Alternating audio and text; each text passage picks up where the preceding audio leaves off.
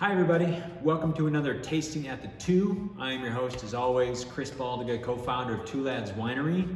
Today we're continuing with our library tasting series. We've got 3 gems from 2011, which are really fun to try. Going through the library is always an interesting experience. 2011, to transport us back there, was kind of what we would call a typical Northern Michigan vintage. I hesitate to call them average because people go, oh, average, so it wasn't great. But the thing about an average or a typical Northern Michigan vintage, meaning it's on par for our 30-year kind of climatic average, is that typical Northern Michigan year is pretty damn good. On the cooler years like that, we get a great fresh Riesling, great Pinot Grigio, bright Chardonnay, and then the Pinot Noir in particular screams of classic varietal Pinot Noir. The Cabernet Franc and the Merlots are a little more spicy, a little more elegant.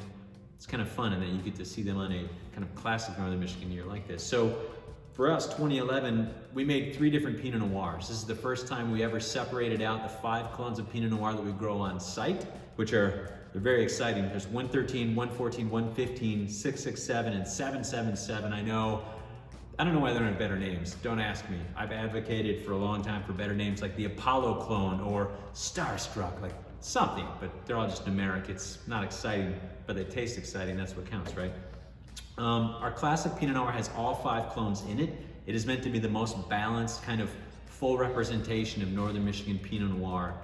Beatrice is meant to give me a little bit more elegant, a little more earthy, and a little more silky in style. And then the Cuvée is our bigger shouldered, darker Pinot Noir, if you will. It gets a little more new oak in the blend as well. The clones that go into the Cuvée are a little thicker skin, so it's a little more tan and a little darker profile. And then you kind of get to see that spectrum of fresh, fruit-forward, kind of all-encompassing classic Pinot, a little more earthy, elegant, and 1/3 new oak, 2/3 second-use oak. And then this has half fresh oak and then half single-use oak. So it gets a little bit, I'd say brawnier. I don't want to make Pinot Noir sound muscular. I hate those feminine, masculine descriptors, but it has about the most richness, the most intensity of character, the darker profile. So we tasted these earlier, so we have a good idea that they're all pretty great, but I'm gonna use this as a great excuse to run through them again real quick, just to refresh my notes, make sure I was on in our previous tasting.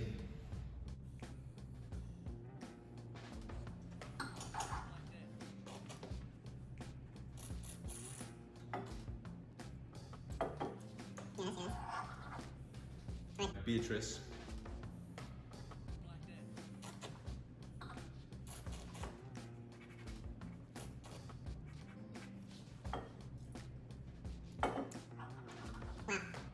We're gonna try the DQ now too.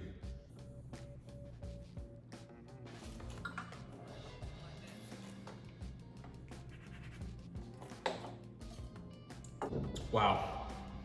I wish you all could be here to go through these. It's so fun to see the difference of not only everything all together, but then as you kind of separate the Pinot into its constituent clones, then we always vinify all 5 clones separately. We then age in oak separately, so you take already clonal variation and you further kind of magnify those differences with different oaks, oak regimes that you send it into, so you can kind of further those differences or those kind of small winemaking variations. You can kind of take them to the nth degree and then play with them all in their constituent parts before you blend. So the classic Pinot, it's really the fresh red fruits, classic cherries, red plums, jumps out of the glass. It almost has a little sage and baking spice thing going on that's really attractive.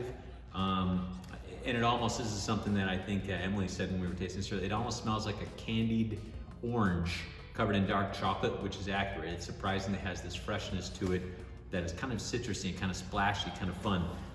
Beatrice, it really is exactly like we were kind of striving to attain. It's elegant, it's classy, it's a little sassy, kind of like Beatrice herself. And they're named after, if you don't know Beatrice or DQ, there are my partners in the winery. So I don't have a wine named after me yet. I'm working for it. I'm gonna get there someday. They already got theirs, so, gotta pay some homage to the team, right? But it's elegant. There's almost kind of a little bit of a Dr. Pepper or a cola-like spiciness to the Beatrice. It has a little bit of a more guts on the palate, which is interesting. We always thought that the DQ was gonna be the more brawny wine. I think it's almost the most balanced of the 3 and is almost the prettiest on the palate.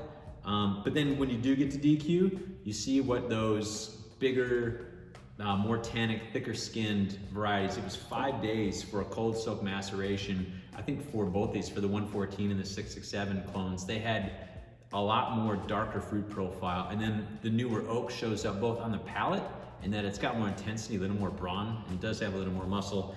I know I wanted to shy away from those descriptors, but it really does come across as the biggest, darkest. There's cocoa, there's a little bit of that dark oak, some of the same cola, dark, not Dr. Pepper, but like a Coca-Cola blueberry edge to it. So it shows up with about the most strength, but it's really interesting to see what happens when you either taste them separately or all together. You can see them. So all three of these wines are available on the website. We do have a great deal going on right now where we've got all three of the wines together in a 3-pack. So you can try kind of a 2011 Pinot Noir 3-pack. That's available for $120, which is already 10% off from all three of the bottles on their own. Wine Club members, you do get your discount on top of that number, so it's even more attractive. And of course, we're running a shipping deal right now. If you ship 3 or more bottles, mix or match, of these or other wines that are available on the website right now, it ships for only $5. So check it out. And thanks for tasting with me today.